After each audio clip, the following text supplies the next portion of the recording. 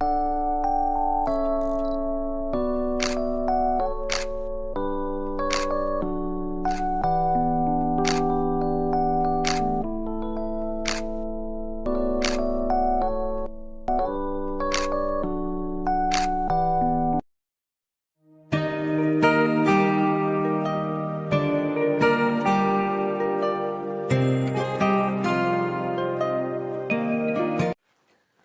दोस्तों नमस्कार, जय हिंद, जय भारत। और बताइए आप कैसे हो। तो मैं आशीष जैन युवा पढ़ी क्लासेस के यूट्यूब चैनल पर आपका स्वागत करता हूं, जो है आप लोगों के लिए डेडिकेटेड टू एक्सीलेंस। तो हमने अभी तक सर्वोत्तम सीरीज 1.1 में हिंदी विषय को लेकर 3 टॉपिक क्लियर कर लिए हैं, वर्णमाला, संज्ञा, सर्वनाम। चौथा टॉपिक हम लेकर चले हैं विशेषण। तो हमने विशेषण की एक क्लास कंप्लीट कर ली, जिसमें हमने सीखा विशेषण होता क्या है, कैसे पहचानते हैं, कैसे समझ सकते हैं कि यही विशेषण होगा। और उसी के चलते हमने विशेषण के भेदों को समझा 2 प्रकार से, एक स्थान के आधार पर, दूसरा प्रयोग व संरचना के आधार पर। तो हमने स्थान के आधार पर पढ़ लिया। ये 2 प्रकार के थे, विधेय और उद्देश्य। उद्देश्य में पहले वो विशेषण, फिर संज्ञा या सर्वनाम। विधेय में पहले संज्ञा व सर्वनाम, फिर उसके बाद विशेषण। तो संज्ञा सर्वनाम को विशेष्य बोलते हैं। तो हम कह सकते हैं कि उद्देश्य विशेषण को उद्देश्य विशेषण तब कहा जाता है जब पहले विशेषण होगा, उसके बाद विशेष्य होगा। विधेय विशेषण तब कहा जाता है जब पहले विशेष्य होगा, उसके बाद विशेषण होगा। तब ऐसे हो जाते हैं स्थान के आधार पर 2 प्रकार से विशेषण। अब हम देखने वाले हैं दूसरा प्रकार, जिसे हम कहते हैं प्रयोग व संरचना के आधार पर 4 प्रकार के विशेषण। ठीक है, 4 प्रकार के नाम हमने कल लिख ही लिए थे। आज हम शुरुआत करने वाले हैं पहले भेद की, जिसका नाम है गुणवाचक विशेषण। क्या नाम है? गुणवाचक विशेषण। तो हम गुणवाचक विशेषण को पढ़ेंगे और उसको समझेंगे गुणवाचक विशेषण होता क्या है। तो का यानी पहला, यानी का क्या था? गुणवाचक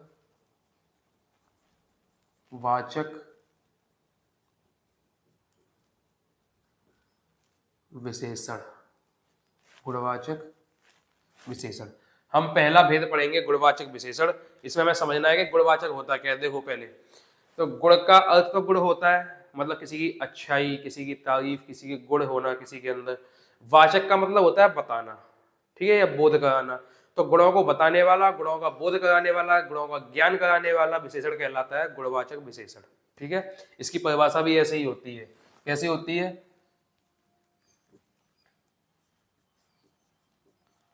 संज्ञा व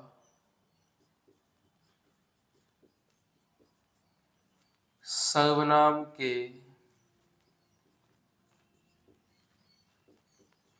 गुणों को बताने वाला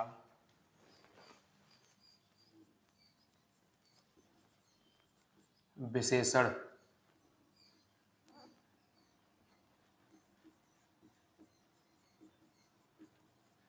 गुणवाचक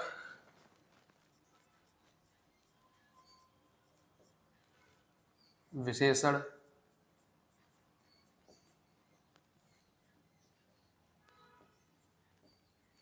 कहलाता है। एक ये हो गया। दूसरी इसकी परिभाषा होगी क्या, कि विशेष्य के गुणों का बोध कराने वाला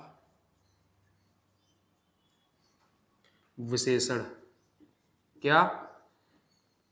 विशेष्य के गुणों का बोध कराने वाला विशेषण गुणवाचक विशेषण कहलाता है। बात समझ आई? समझना कुछ भी नहीं है इसमें, हम इन शब्दों को पहले समझ चुके हैं। अब समझना बस यहाँ पर इतना देखना है कि जब गुणों की बातें की जाए किसी भी संज्ञा व सर्वनाम की, या विशेष्य के गुणों की बातें की जाए, तो गुणवाचक विशेषण हो जाएगा। और ये सिंपल सी साधारण सी बात है। ठीक है, अब यहाँ पर जो हम समझ रहे हैं ना, सीख रहे हैं गुणवाचक विशेषण में गुणों की बात होगी।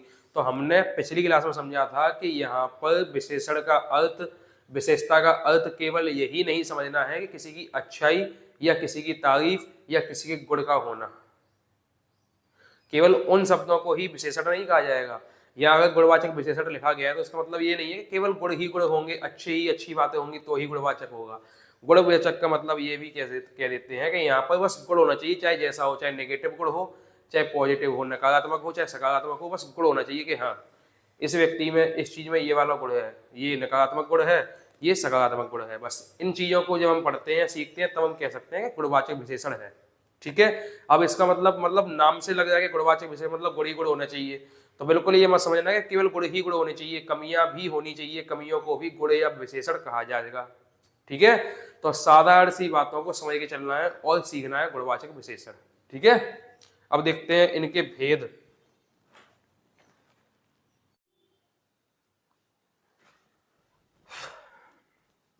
हाँ तो भाई ठीक है, अब हम गुणवाचक विशेषणों को देख रहे हैं।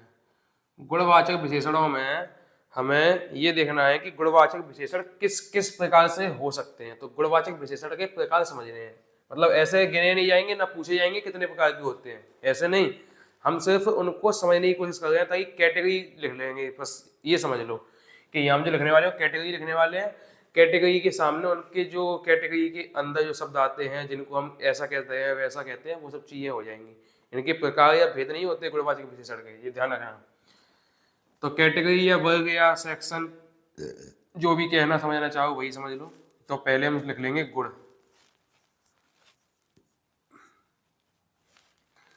दूसरा लिख लेंगे दोष, तीसरा लिख लेंगे रंग, रूप, वर्ण है, इसके बाद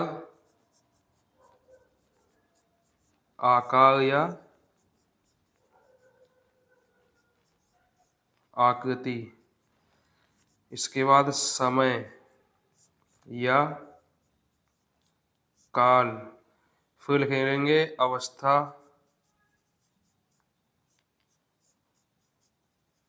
स्थिति, दशा, स्वाद, दिशा, गंध,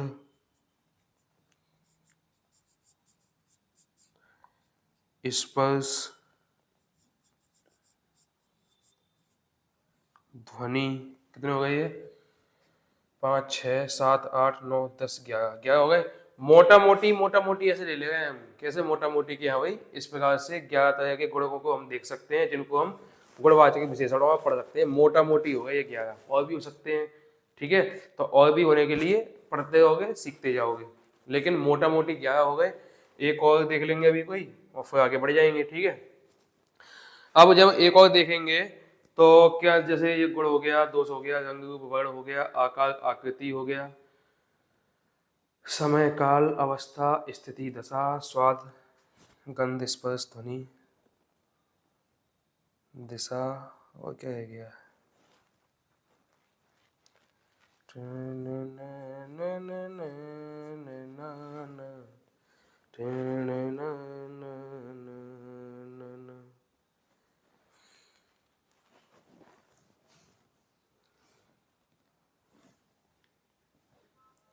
एक और रह गया है कोई,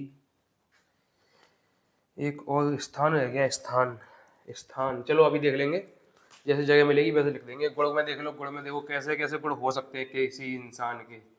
कोई इंसान गुणों में अच्छा हो सकता है, ईमानदार हो सकता है, और दोष में इसी का उल्टा हो जाएगा, बुरा, बेईमान। और क्या हो सकता है? चालाक, चतुर, यहाँ क्या हो जाएगा? मूर्ख। यहाँ लिख देंगे फुर्तीला, फुर्तीला। आप भी सोचते जाओ, आप भी सोच सोच के लिखते जाओ, कोई समस्या थोड़ी है कि यही गिने चुने होंगे, और भी कई हो सकते हैं। यहाँ आलसी, और क्या हो सकता है? और किसी इंसान में गुण क्या हो सकता है? जैसे मुझे में कोई गुण है तो बताओ, कोई है आप में कोई गुण है तो बताओ क्या क्या गुण हो सकते हैं? और कोई गुण हो सकता है या दोष हो सकता है?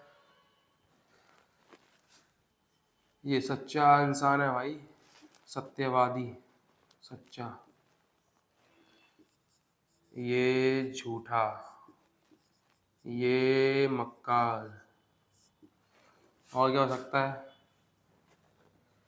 सोचते जाना। रंग के ऊपर देख लो, किसी का रंग गोरा होता है, किसी का सांवला होता है, किसी का काला होता है। ये तो इंसानों के रंग हो जाते हैं। इंसानों के अलावा कई सारे रंग हैं दुनिया में, हरा, नीला, पीला, काला, गुलाबी, बैंगनी। लड़कियों का फेवरेट कलर गुलाबी, लड़कों का फेवरेट कलर नीला। और क्या हो सकता है? श्वेत। श्वेत भी तो हो सकता है। और क्या हो सकता है? आसमान के कलर को हम आसमानी कह देते हैं। सुनहरा हो सकता है, नहीं हो सकता? ऐसे कई और सारे रंग हो सकते हैं। लिखते जाओ, लिखते जाओ, लिखते जाओ। धोते जाओ, धोते जाओ, धोते जाओ। बंटी, बंटी का ऐड देखा डेटॉल वाला? धोते जाओ, धोते जाओ। ऐसे लिखते जाओ, लिखते जाओ। आकार, आकृति। आकार छोटा बड़ा होता है। छोटा, बड़ा। मोटा पतला होता है, जैसे मैं हूँ मोटा पतला। आकार तो ऐसे ही होता है ना, छोटा बड़ा, मोटा पतला, ऊंचा नीचा। ऊंचा नीचा। आकृति। आकृति कैसे होती है? अंडाकार, गोल,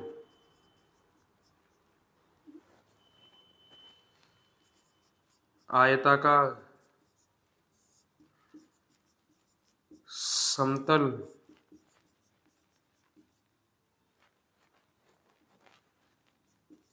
सपाट, चपटी या चपटा, तिरछा, नुकीला।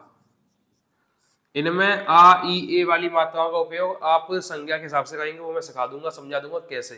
मतलब जैसे ये चपटा है, चपटी कह सकते हैं, चपटे कह सकते हैं। तिरछा है, तिरछी कह सकते हैं, तिरछे कह सकते हैं। नुकीला है, नुकीली कह सकते हैं, नुकीले कह सकते हैं। ऐसा भी कर सकते हैं। समय काल में क्या होगा? सुबह शाम दिन रात। मान लो ये हो गया दैनिक, साप्ताहिक, वार्षिक, मासिक। हम्म मासिक के अलावा क्या लिख सकते हो? एक चीज मैं यहाँ लिख दे रहा हूँ, इनको पहचानने का तरीका। या तो ऐसे करके पूछ लो भाई कैसा है, जानकारी दी गई हो तो समझ जाओ कि हाँ भाई विशेषण है। कोई विशेषता बताई जा रही है तो समझ जाओ विशेषण है। और आखिरी शब्द पहचान। समझ जाओ तो समझ जाओ। इन चार तरीकों से आप पहचान सकते हो या विशेषण है या नहीं। हम्म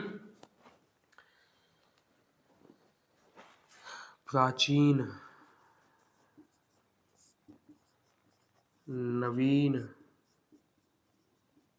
ताजा,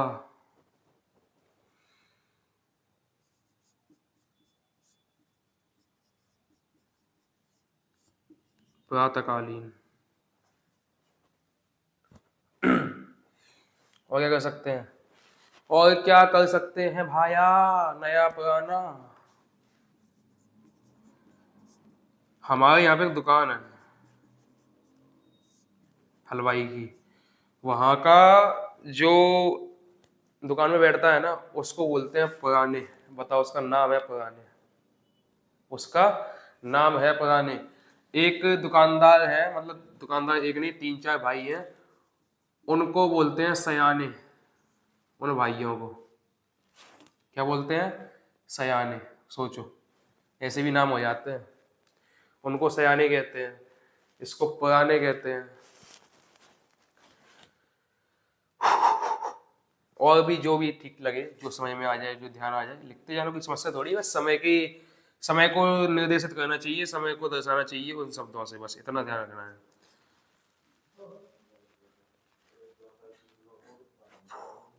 अवस्था, स्थिति, दशा। कोई साधारण है अवस्था, किसी की अवस्था ऐसी है तो किसी की अवस्था ऐसी है, कोई समस्या नहीं है अवस्था में, ये होगी अवस्था। और कोई ऐसा भी हो सकता है, समय काल में तो हो सकता है ये बूढ़ा, जवान, बूढ़ा, जवान, बच्चा, ये समय में भी आ सकते हैं, क्योंकि ये देखो एक समय हो गया बुढ़ापा, एक समय हो गई जवानी, एक समय हो गया बचपन, बचपना। ऐसे ही जैसे ये समय में आ सकते हैं, वैसे ही ये तीनों शब्द अवस्था में भी आ सकते हैं। किसी की अवस्था कैसी है, बुढ़ापे की अवस्था है, किसी की जवानी की अवस्था, किसी की बचपन की अवस्था, ऐसे।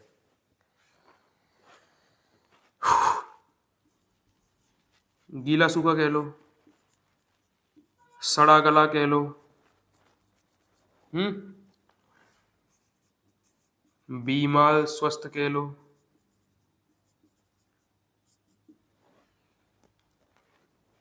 चतुर चालाक, और क्या हो सकते हैं, स्थिति दशा, अवस्था, अवस्था, अवस्था,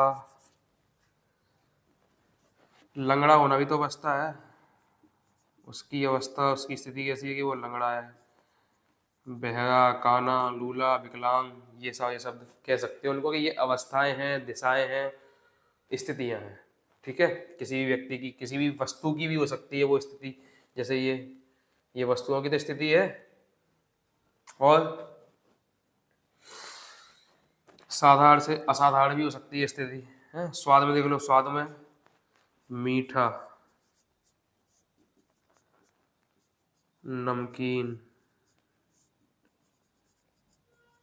चुरपुरा को चरपुरा भी कहा जाता है, खट्टा,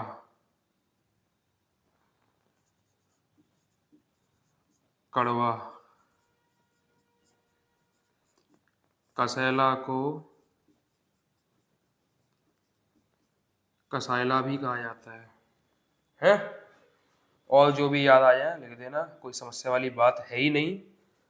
ठीक है, दिशा, चार दिशा आपको पता है ना, तो बस उन्हीं चारों को ले लेते हैं और उनको विशेषण बना के लेंगे। कौन सी नहीं, कैसा का जवाब मिलना चाहिए, कौन सी मिलेगी तो फिर दिशा सीधी सीधी उत्तर, दक्षिण, पूर्व, पश्चिम। अगर कौन सी का जवाब मिलता है तो कैसा, कैसी, कैसे का जवाब मिलता है तो क्या होगा, पूर्वी,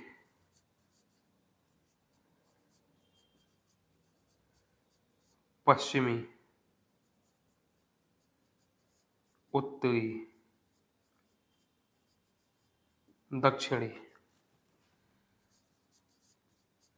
भीतरी, बाहरी,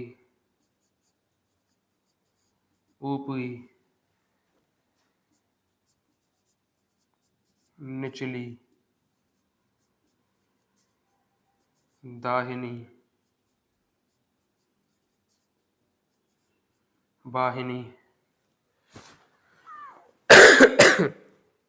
ये दिशाएं तो कहलाएंगी भाई, क्या कहलाएंगी, हैं? ये सब दिशाएं कहलाएंगी। इसका मुख कैसा है, ऊपरी, भीतरी, इसका मुख कैसा है, निचले, निचली, दाहिनी तरफ, बाहिनी तरफ, ऐसे करके। गंध में कुछ ज़्यादा आपको देखने को नहीं मिलेंगे, मतलब मुझे भी ज़्यादा नहीं समझ आए या मिले, तो अपन सुगंध से कह सकते हैं, सुगंधित, सुगंधित। दुर्गंध से कह सकते हैं, बदबूदार,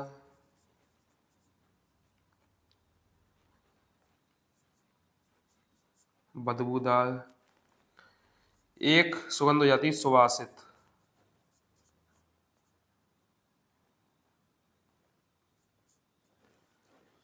सुवासित, जहाँ पर सुगंध का पता नहीं चलता वो सुगंध किस प्रकार से है, अच्छी है या बुरी है, वहां पर सुवासित होती है। मतलब जहाँ पर कोई वो चीज उदासीन हो, न्यूट्रल हो। कभी कभी सुगंध मीठी भी होती है, करेले की सुगंध देखो कड़वी होती है। खुशबूदार भी कह सकते हैं, खुशबूदार। स्पर्श, स्पर्श कैसा कैसा होगा, स्पर्श कैसा कैसा होगा, स्पर्श चिकना होगा,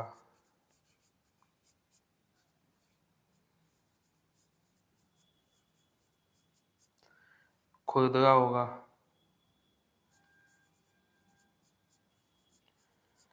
मुलायम होगा, कठोर होगा, सख्त होगा। चिकना, खुरदरा, मुलायम, कठोर, सख्त, और भी कई सारे हो सकते हैं। कोई डाउट, कोई समस्या कुछ नहीं। ध्वनि, ध्वनि मीठी होती है, जो कानों को अच्छी लगती है, मधुर होती है। ध्वनि मधुर होती है, मीठी होती है। मीठी मतलब ऐसी ध्वनि जो कानों को सुनने में बहुत बेकार, बेसुरी लगती है, ठीक है, उसको बोलते हैं, सॉरी, बहुत अच्छी लगती है, उसको बोलते हैं मीठी ध्वनि। माय मिस्टेक, बेकार बेकार नहीं कहना था। ध्वनि सुरीली भी तो होती है। मधुर तो लिखी गया।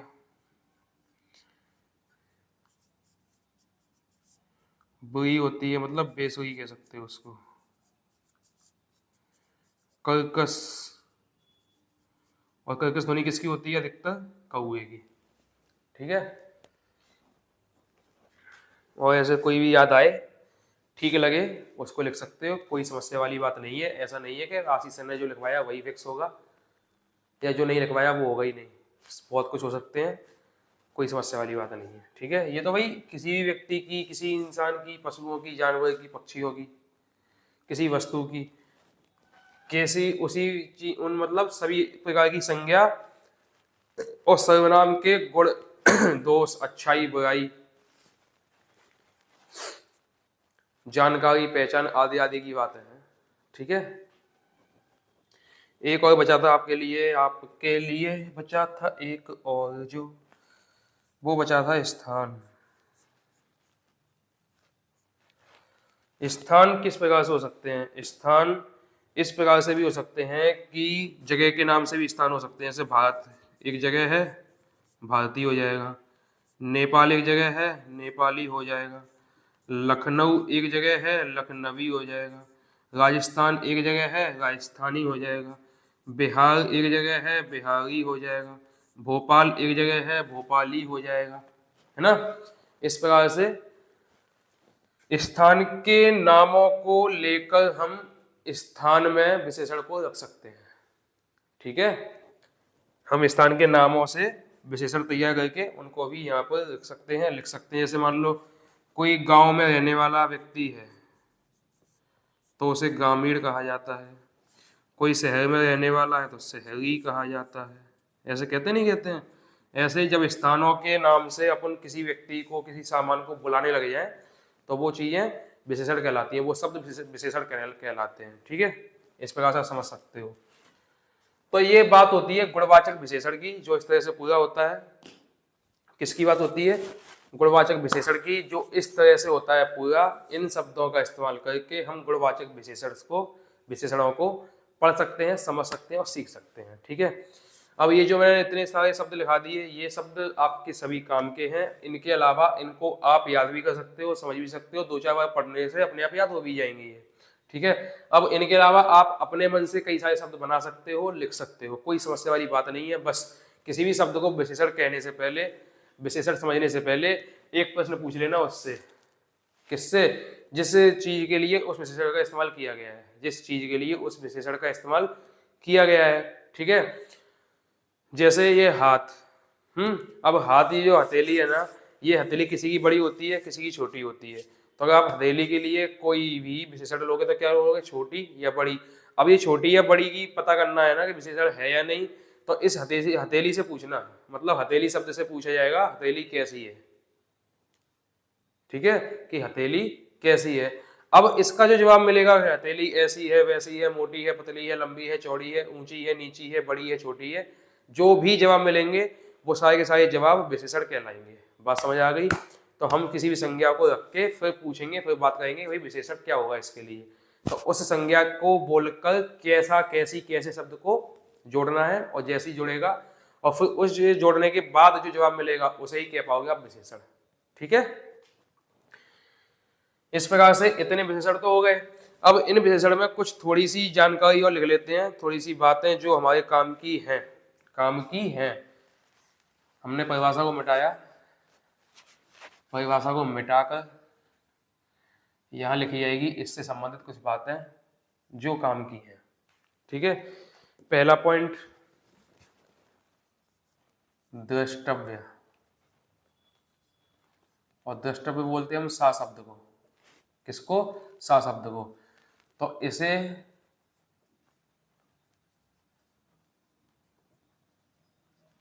विशेषण में जोड़कर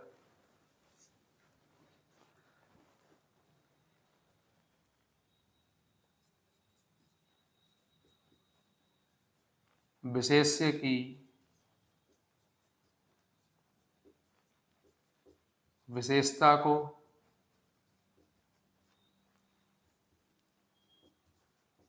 कम ज्यादा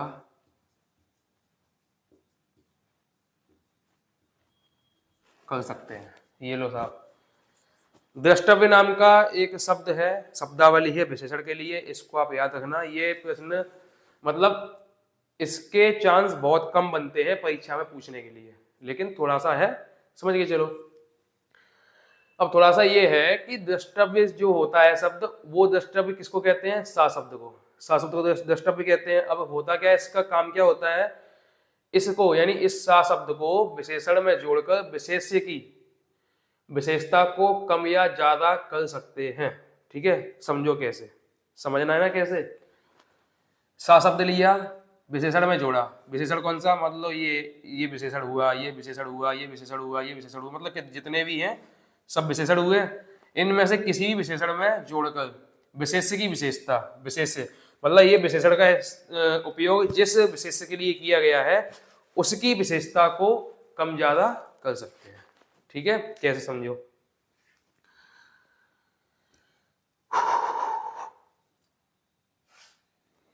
जैसे आसमान होता है ना, वो कैसा होता है? नीला। अब ये होता है ना आसमान का कि हमेशा या हर समय नीला तो नहीं होता ना, वो हमेशा या हर समय तो आसमान नीला नहीं होता ना, है ना। तो फिर होता क्या है, कभी वो नीला पूरा नीला होता है, मतलब पूरा नीला मतलब जैसा नीला कलर होना चाहिए वैसा नीला कलर दिखता है आसमान का। कभी हल्का नीला होता है, कभी कम नीला, कभी ज्यादा नीला, ऐसा होता रहता है ना आसमान का कलर। तो अगर मान लो आसमान पूरी तरह से नीला नहीं है, मतलब जितना नीला होना चाहिए उतना नीला नहीं है, उससे कम है, तो क्या बोलेंगे? कलर रंग कैसा है आसमान का?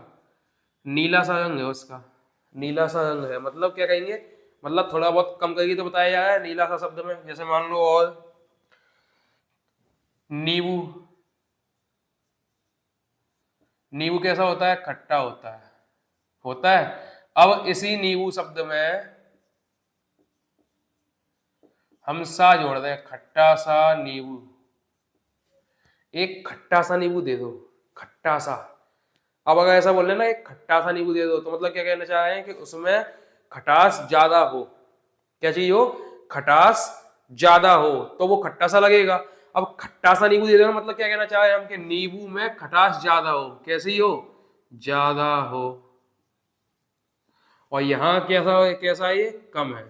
तो यहाँ पर किसी भी विशेष्य की विशेषता को, ये विशेषता हुई, ये दोनों विशेष्य हुए, किसी भी विशेष्य की विशेषता को कम ज्यादा कर सकते हैं। यहाँ पे कम कर दिया विशेषता को, और यहाँ पर विशेषता को ज्यादा कर दिया। बात समझ आ गई है? ऐसे ही सारे विशेषणों में सा शब्द जोड़कर इनका इस्तेमाल कर सकते हो।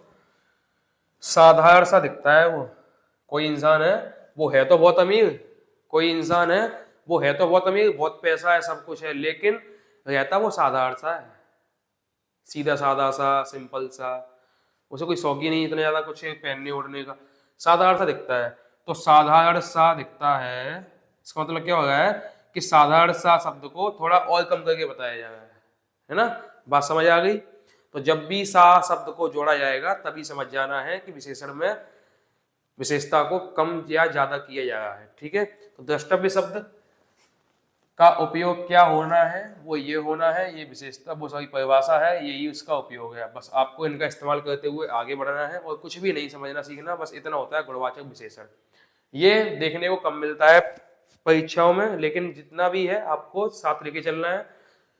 साथ लेके नहीं चलोगे तब भी कोई समस्या नहीं है, कुछ बढ़ना या बिगड़ना तो है ही नहीं, तो साथ लेके चलो तो कोई समस्या नहीं है। ठीक है, क्वेश्चन कभी कभी बन जाता है वो ना के बराबर है, बाकी का ये जो ये जो बताए गए हैं प्रकार कि भाई इतने प्रकार से इतनी कैटेगरी में हम गुणवाचक को समझ सकते हैं, पढ़ सकते हैं, इनको बस समझ के चलो, याद करके चलो, आपका काम बढ़िया हो जाएगा। ठीक है, इसको मिटाकर आगे बढ़ते हैं।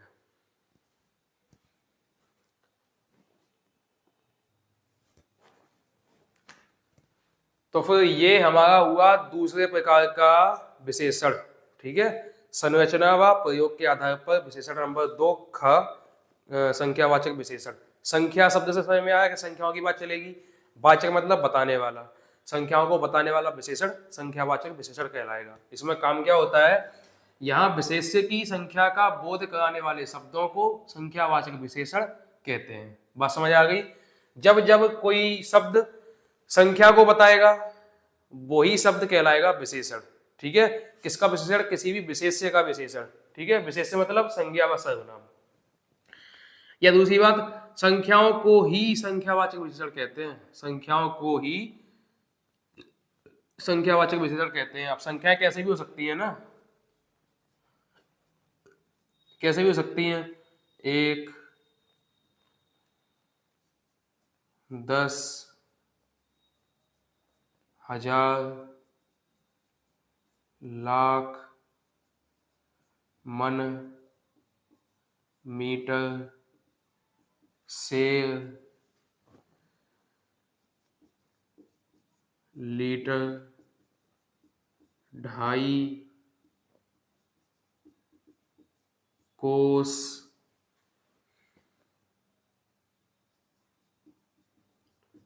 पौना, आना,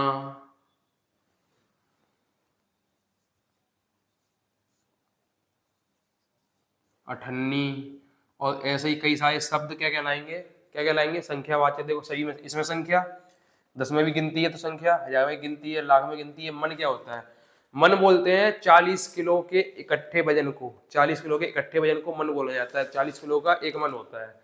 मीटर से भी समझते हैं, ये भी तो नापा जाता है। सेर सब समझते हैं, सेर नहीं समझते तो सेर समझ जाओ, 1 किलो वजन को 1 सेर कहा जाता है, 5 किलो वजन को 5 सेर कहा जाता है, 100 किलो वजन को 100 सेर कहा जाता है। ठीक है, अब यहाँ पर जैसे ये है ना मीटर, ये लीटर, अगर इनसे समझ में ना आए तो यहाँ पर एक और चीज समझ लेना, नापने, मापने,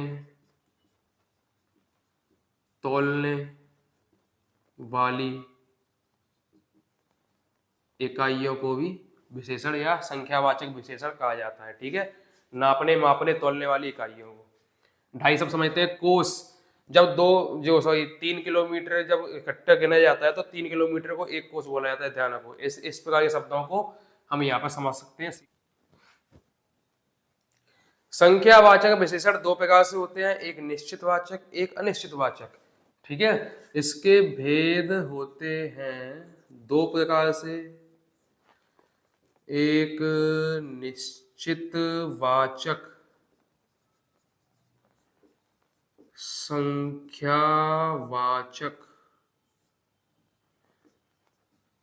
विशेषण, दूसरा होता है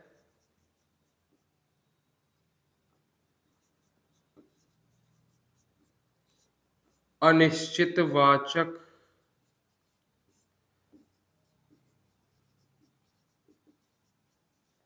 संख्यावाचक विशेषण। ठीक है, 2 प्रकार से होंगे संख्यावाचक विशेषण, एक तो निश्चित वाचक, एक अनिश्चित वाचक। निश्चित बताने वाला और अनिश्चित बताने वाला। निश्चित बताने वाला कैसा होगा, अनिश्चित बताने वाला कैसा होगा, जहां पर संख्याओं को निश्चित किया जाए वो निश्चित वाचक, जहां पर संख्याओं को अनिश्चित किए जाए वो अनिश्चित वाचक, अनुमानित बताई जाए ऐसे करके। ठीक है, अब अनिश्चित वाचकों को हम यहाँ समझेंगे, सीखेंगे, पढ़ेंगे। जैसे थोड़ा, कम, कुछ, बहुत, ज्यादा, अधिक, कई, अनेक, निम्न।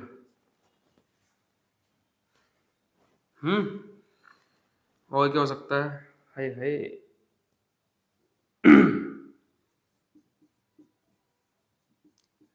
लगभग,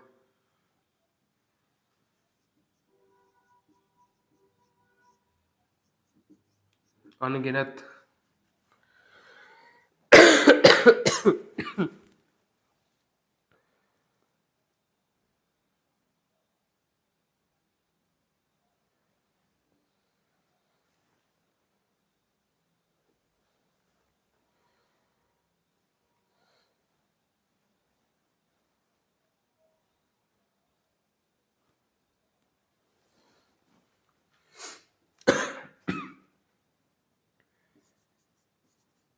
सब, सारे, सभी, असंख्य, करीब, लाखों, सैकड़ों,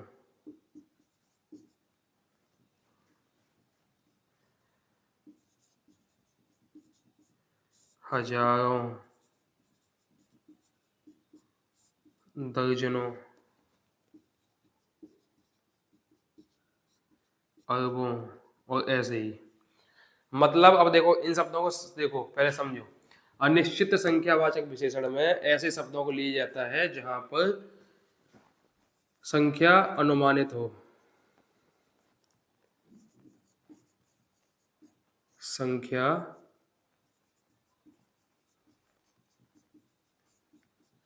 अनुमानित हो। संख्या कैसी हो? अनुमानित हो। मतलब ये कि जब हमें संख्या का केवल अनुमान देना है कि इतने लोग हो सकते हैं वहां पर, इतने आसपास होंगे, इतने, मतलब जब संख्याओं को अनुमानित कहा जाए, जैसे तुम्हारी जेब में अभी कितने रुपए हैं, तुम कहोगे होंगे 100-200 रुपए, तो अनुमानित है कि नहीं, है ना। जैसे मान लो ये कोई बैग है, बैग में रुपए पड़े हैं, तो क्या कहेंगे? लाखों रुपए हैं बैग में। तो पता नहीं 2 लाख, 3 लाख, 4 लाख, पता भी होगी तभी क्या कहेंगे? लाखों रुपए पड़े रहते हैं मेरे बैग में। तो जब बातें, संख्याएं जब अनुमानित हो तब होता है अनिश्चितवाचक संख्यावाचक विशेषण। ये सब बातें, ये सब शब्द किसके लिए होते हैं? अनुमानित के लिए तो होते हैं। थोड़ा सा है, कम है, कुछ है, बहुत है, ज्यादा है, अधिक है, कई सारे हैं, अनेक हैं, अनेकों हैं, निम्न है, लगभग, अनगिनत, सब, सारे, सभी, असंख्य, कई, लाखों, सैकड़ों, हजारों, दर्जनों, अरबों। ये सारी की सारे शब्द केवल अनुमानित संख्याओं को बता पाते हैं। फिक्स फिक्स संख्याएं नहीं बता सकते, निश्चित संख्या नहीं बता सकते, इसीलिए इनको अनिश्चितवाचक संख्यावाचक विशेषण कहा जाता है। निश्चितवाचक में तो क्लियर होगा, 1, 2, सवा, पौना, आना, तोला, वगैरह वगैरह। यहाँ सब फिक्स वाले होंगे, यहाँ अनफिक्स वाले होंगे। मतलब यहाँ पर संख्याएं निश्चित होंगी और यहाँ पर संख्याएं अनुमानित होंगी। बस इतना अंतर है, बाकी कोई अंतर नहीं है। ठीक है। थोड़ा दूध दे दो, कम चाय देना, कुछ बातें कर लो, बहुत सारी चीजें लाया हूं, ज्यादा मत खाना, अधिक लोगों से मिलो, कई बार पढ़ाई की, अनेकों बार एग्जाम दिए, निम्न निम्न एग्जामों में सफल हुआ, लगभग लगभग लगभग पहुंच गया, लेकिन अनगिनत, लगभग लगभग पहुंच गया, अनगिनत लोग मिलते हैं वहां, सब के सब, सारे के सारे, सभी के सभी असंख्य बातें करते हैं, करीब करीब पहुंचाने के लिए हौसला बढ़ाते हैं, लेकिन लाखों, सैकड़ों, हजारों, दर्जनों और अरबों बातों के बीच में एक ही बात समझ आती है कि भाई हमको मेहनत करनी ही पड़ेगी। आपका कठिन परिश्रम ही आपको सफलता दिलाएगा। समझ गए बातों को? तो इन सभी शब्दों का उपयोग करके हम अनुमानित अनुमानित बातें कर सकते हैं। बाकी का इनका और कोई विशेष तरीका सीखने समझने का और विशेष उपयोग भी नहीं है। उपयोग केवल एक ही है, जो क्या है? चीजों को अनुमानित करना। ठीक है, तो ये अनिश्चितवाचक संख्यावाचक विशेषण में संख्याएं अनुमानित होती हैं, जबकि निश्चितवाचक संख्यावाचक विशेषण में संख्याएं निश्चित होती हैं कि भाई इतनी है तो इतनी ही है, इनका कोई तरीका कोई सिद्धांत नहीं होता। समझ आ गई बात? ये हो गया।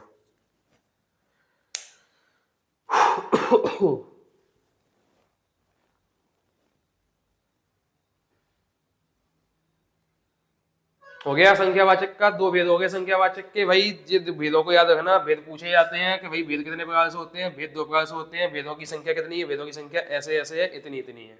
ठीक है, अब यहाँ से क्या करेंगे, इसको थोड़ा सा मिटा के फिर बढ़ेंगे आगे। कौन सा विशेषण होगा वो? संख्यावाचक के अंदर, हाँ, संख्यावाचक के अंदर संख्याओं के भेद बताए जाएंगे कि संख्यावाचक विशेषण के भेद हो गए दो। अब बताए जाएंगे निश्चितवाचक विशेषणों के भेद। किसके? निश्चितवाचक विशेषण के भेद। ये तो अनिश्चितवाचक हो गए। अनिश्चितवाचक विशेषण के कोई भेद नहीं होते, लेकिन निश्चितवाचक विशेषण के 5 भेद होते हैं। बस उन्हीं को हमें यहाँ पर समझना है, सीखना है। ओके, डन डन डन, मिटा दें। Cool doctor, cool. Hello, ten ten ten ten ten.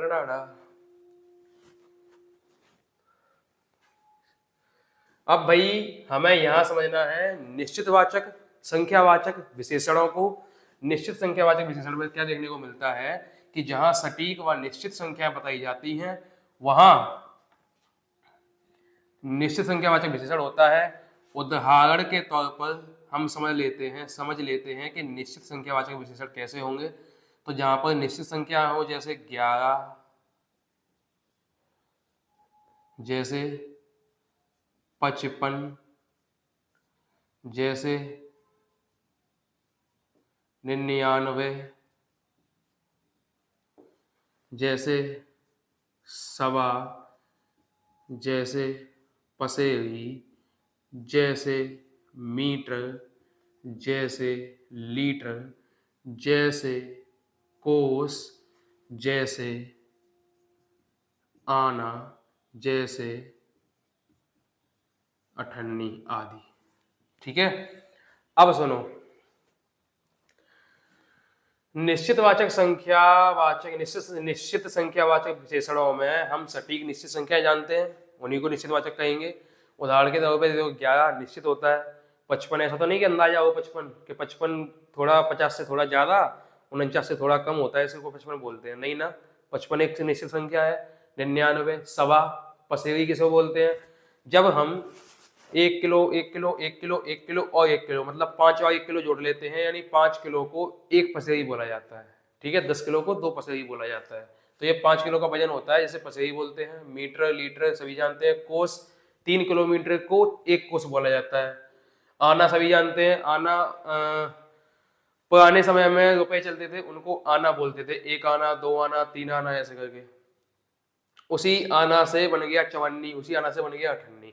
ठीक है, इस प्रकार की संख्या होती हैं, इस प्रकार के शब्द होते हैं जहां पर संख्याएं निश्चित पता होती है कि हाँ यही निश्चित संख्याएं हैं। फिर होते क्या है, फिर निश्चित संख्यावाचक के होते हैं भेद। क्या होते हैं? भेद। और भेद कितने प्रकार से होते हैं? तो भेद होते हैं 5 प्रकार से। ठीक है,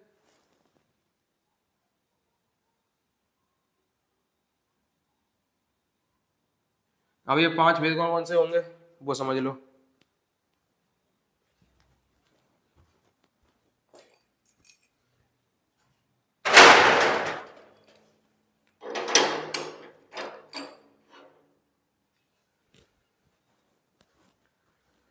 पांच भेद कौन कौन से होंगे? पहला,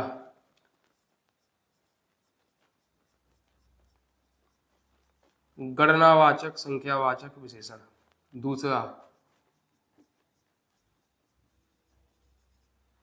क्रमवाचक निश्चित संख्यावाचक विशेषण। तीसरा, गणना क्रम आवृत्ति। आवृत्तिवाचक निश्चित संख्यावाचक विशेषण। चौथा,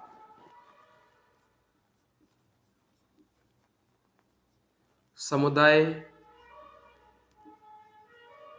या समूहवाचक निश्चित संख्यावाचक विशेषण। पांचवा होगा प्रत्येक बोधक निश्चित संख्यावाचक, निश्चित संख्यावाचक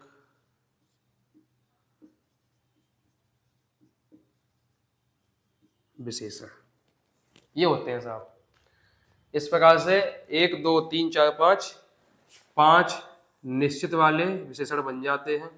इन 5 को ध्यान रखना है क्योंकि ये 5 के 5 परीक्षा में पूछे जाते हैं। परीक्षाओं का सीधा प्रश्न बनता है कि संख्यावाचक विशेषण कितने होते हैं, तो 2 होते हैं। ठीक है, जब 2 ऑप्शन में ना हो तो 5 होते हैं। 2 क्यों नहीं होंगे, क्योंकि मान लो उन्होंने निश्चित और अनिश्चित पूछे ही नहीं, तो 2 का ऑप्शन नहीं होगा। 5 का ऑप्शन होगा तो ये वाले 5 पूछे जाएंगे, 2 का ऑप्शन होगा तो वो वाले 2 पूछे जाएंगे। दोनों में पूछे जाए तो 2 लिख देना, बस करना क्या है। हो गए। अब इन 5 में हम पढ़ेंगे सबसे पहले गणनावाचक विशेषण। किसको?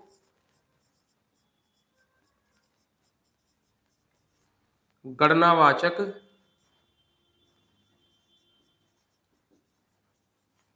संख्यावाचक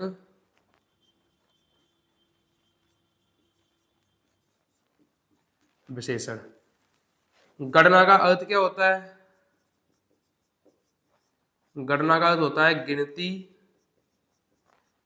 या गिनना। जहां जहां तुम गिनती कर सकते हो, गिनती होती है, वहां वहां गणनावाचक होगा। जहां जहां गिन सकते हो, गिना जा सकता है, वहां वहां गणनावाचक होगा।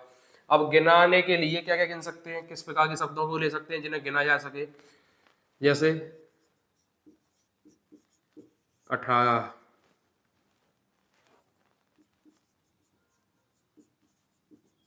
57, शतक, दशक, शताब्दी।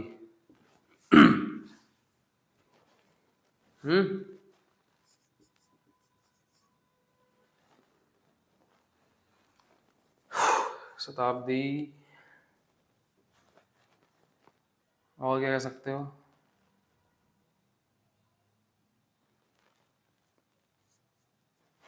और ले सकते हैं यहाँ सवा, पौना, पाव। ठीक है, ऐसे कर लिए। इस प्रकार शब्दों को हम गणनावाचक बोल सकते हैं। अब ये गणनावाचक होते हैं 2 प्रकार से। देखो, गणनावाचक होते 3 प्रकार से हैं, लेकिन हम यहाँ 2 ही पढ़ेंगे। परीक्षा में 2 ही प्रकार से बताए गए हैं। ठीक है, 3 कभी मत लिख के आना। तो हम 2 ही पढ़ेंगे। एक तो होता है पूर्णांक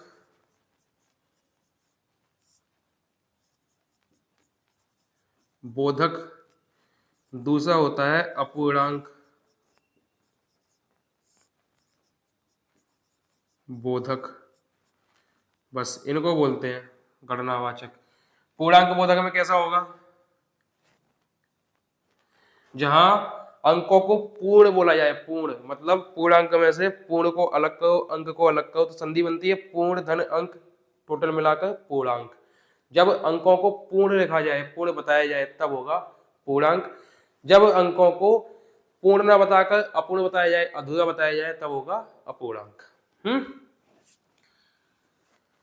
तो पूर्णांक में सारे लिख दो, ये वाले सारे, मतलब जो पूर्ण होते हैं वो। जैसे 1 पूर्ण होता है, 30 पूर्ण होता है, 27 पूर्ण होता है,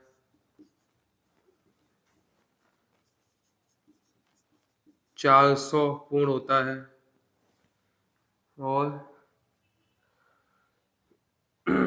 गणना क्रम आवृत्ति समुदाय प्रत्येक बोधक, प्रत्येक बोधक प्रत्येक बोधक प्रत्येक बोधक प्रत्येक बोधक में मीटर लीटर तो इसमें नहीं आएगा, ये परिमाणवाचक में आता है। गलती हमारी है।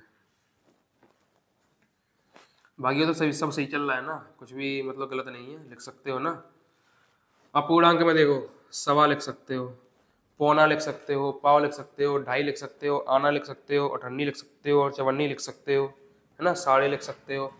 तो अपूर्णांक के देख लो, सवा, पौना,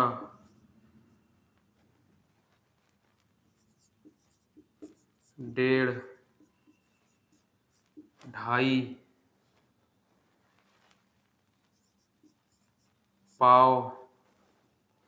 पाव बोलते हैं आधा किलो से भी कम, ठीक है, उसको बोलते हैं पाव। आधा मतलब आधा किलो से कम, मतलब आधा किलो से भी आधा, यानी 250 ग्राम वाली चीज को पाव बोलते हैं। आधा, तोला,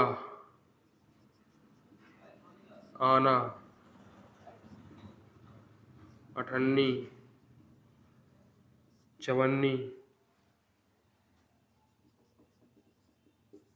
साढ़े आधी। आना तोला किसको बोलते हैं? तोला में तोला जाता है सोने को, देखा तोला, तोल के कितने रुपए तोला, तोला के भाव मिलता है, तोला के भाव, तोला के भाव मिलता है, तोल के तो कोई यहाँ मत लिखो। और क्या कहेंगे, पूरा कह दो भाई। 1, 30, 27, 458, 1,00,000, 5 करोड़, 3 अरब, खरब। इस प्रकार से जितनी हो जाए उतने को बढ़ाकर लिख सकते हो, मतलब संख्याएं फिक्स होनी चाहिए। तीसरा रूप होता है द्विपूर्णांक। द्विपूर्णांक बोधक, तीसरे रूप को द्विपूर्णांक बोधक बोलते हैं। द्विपूर्णांक बोधक में वे संख्या होती है जहां पर दो संख्या एक साथ, द्विपूर्णांक दो हो और पूरे अंक हो, तो दो संख्याओं को एक साथ बोला जाए। 8-10 लोग आए हैं,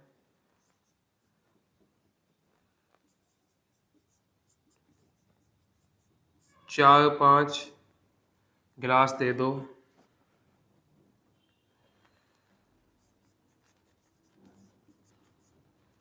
25-30 रुपए की आती होगी।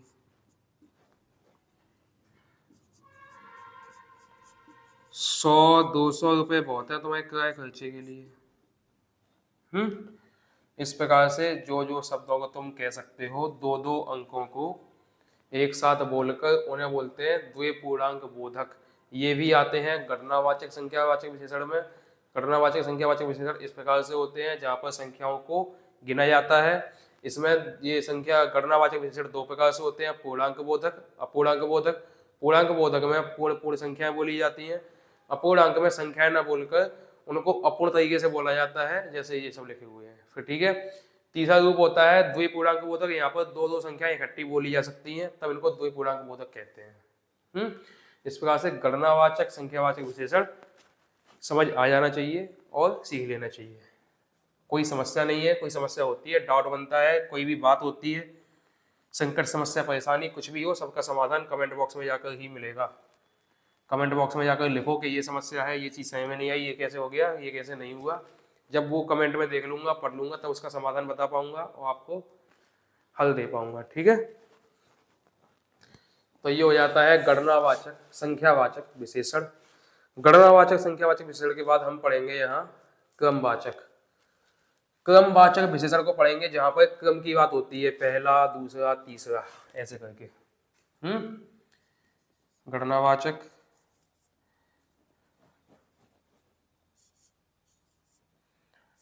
अब होगा क्रमवाचक।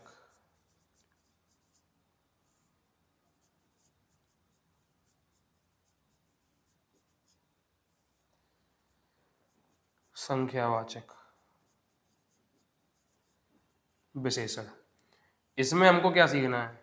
इसमें सीखना कुछ नहीं है, बस हमको क्रम बताने हैं, पहला, दूसरा, तीसरा, चौथा, पांचवा, छठवां, सातवां, आठवां, नौवां, 10वां, 11वां, 12वां, 13वां, 14वां, 15वां, 16वां, 17वां, 18वां, 19वां, 20वां, 21वां, 22वां, 23वां, 24वां, 25वां, 26वां, ऐसे ही बोलते जाने हैं। जहां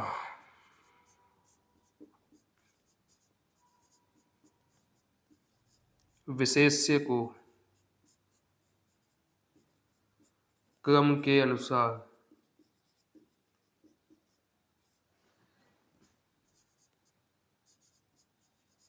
बताया जाए।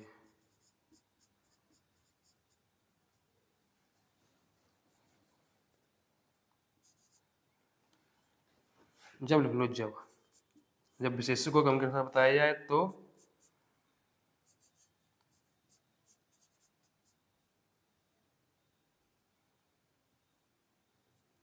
क्रम का बोध कराने वाले शब्दों को, क्रम का बोध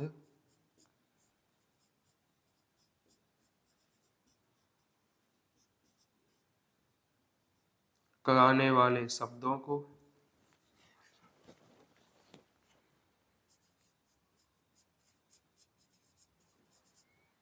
क्रमवाचक विशेषण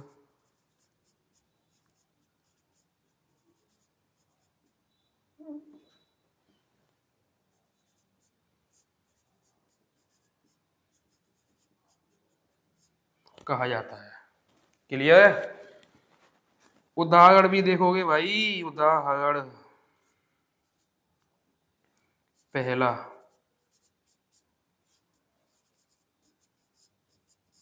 दूसरा,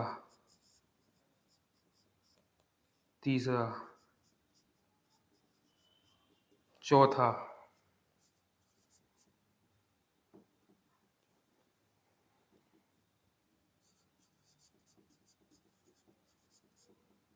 ग्यारहवां,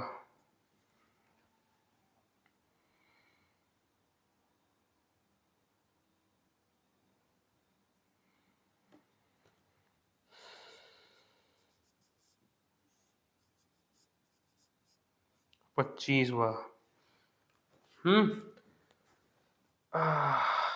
जब 4 से आगे बढ़ जाती है संख्याओं की बात, क्रम की बात 4 से आगे बढ़ जाती है, तो हम 4 के बाद वाले संख्याओं में वा जोड़कर उनको बताते हैं। कौन सा वाला वा? ये देखो, ये वा 25वां, 11वां, ऐसे करके। ठीक है, ऐसे ही आगे बढ़ा सकते हो। 48वां, 56वां, 66वां, 77वां, 88वां, 99वां, 100वां, 101वां, 115वां, 141वां, और ऐसे ही क्रमों को आगे बढ़ाकर हम क्रमवाचक विशेषणों को समझ सकते हैं, सीख सकते हैं। ठीक है, तो लगता है कि भाई आज के लिए इतना काफ़ी है। हम अगले 3 विशेषणों को, जो आवृत्तिवाचक हैं, समुदाय या समूहवाचक हैं, और प्रत्येक बोधक या संख्यावाचक हैं, हाँ प्रत्येक बोधक है, इन 3 विशेषणों को हम आगे सीख लेंगे नेक्स्ट क्लास में। आज के लिए इतना रखते हैं, और आप ज़्यादा बोर तो हुए नहीं होंगे, और इसी बात को ध्यान में रखते हुए क्लासेस ज़्यादा लंबी नहीं करता हूँ मैं। तो सपोर्ट करते रहना, वीडियो को लाइक करते रहना, चैनल को सब्सक्राइब करके जाना, और वीडियो को बांटते रहना, जितना हो सके उतना बांटो, बहुत ज़्यादा बांटो, ताकि मुझे हौसला मिले, कुछ इस तरह से मिले कि भाई हाँ लोग देखते हैं, लोगों को पसंद आता है, स्टूडेंट्स का कुछ फ़ायदा भी होता है। तो इस प्रकार से मैं और अच्छा कंटेंट और अच्छी क्वालिटी लाने की कोशिश करूँगा। बस सपोर्ट इतनी चाहिए कि वीडियो जितना हो सके फैलती रहे, इधर उधर जाती रहे, तो लोगों को पता लगेगा और वो अच्छे से अच्छा कंटेंट साधारण सी भाषा में समझ सकते होंगे। ठीक है, तो आप लोग बस वीडियो को शेयर करते जाकर, कोई समस्या संकट हो, कोई परेशानी हो, कोई भी शंका हो, संदेह हो, सभी प्रकार की बातों को आप कमेंट बॉक्स में लिख सकते हो और मुझसे कह सकते हो, पूछ सकते हो। ठीक है, बाकी के जवाब में अगर आपका जेन्युइन होगा तो वीडियो में आकर भी दे पाऊंगा, और ठीक ठाक लगेगा तो फिर आपको कमेंट बॉक्स में जवाब मिल जाएगा तुरंत ही। ठीक है, मिलते हैं नेक्स्ट वीडियो में। तब तक अपना ख्याल रखना, घर वालों का ख्याल रखना, वीडियो को बांटते रहना, बस share share share and share करते रहना।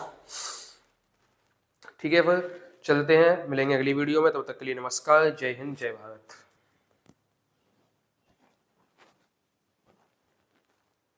लोगों करने के लिए देखिए, एक तो बेसिक ट्रिक है, एक तो लाइक और शेयर ठोक दीजिए, महाकाल का लाइक और शेयर ठोक दीजिए। पूरा साल मेहनत करता हूँ आपके लिए बेटा, ऐसा नहीं चलेगा। खत्म, देखो मत, जल्दी से करो सब्सक्राइब। एक लाइक भाई, लाइक करे, फॉलो करे, शेयर करे। क्या चाहिए बदले में हमें? बस एक प्यारा सा लाइक। तो इस वीडियो को लाइक कर देना और सब्सक्राइब कर दो यार। सब्सक्राइब यार, सभी की मांगे मैं पूरी करता हूँ। मेरी एक ही तो मांग रहती है कि सब्सक्राइब कर दो चैनल को। तो जिसने भी चैनल को सब्सक्राइब किया है उसको जय हिंद, जय भारत और दिल से सैल्यूट। ये इस तरीके का सैल्यूट जिन्होंने सब्सक्राइब कर रखा है और जिन्होंने नहीं किया है कर दो यार, हाथ जोड़ के विनती है।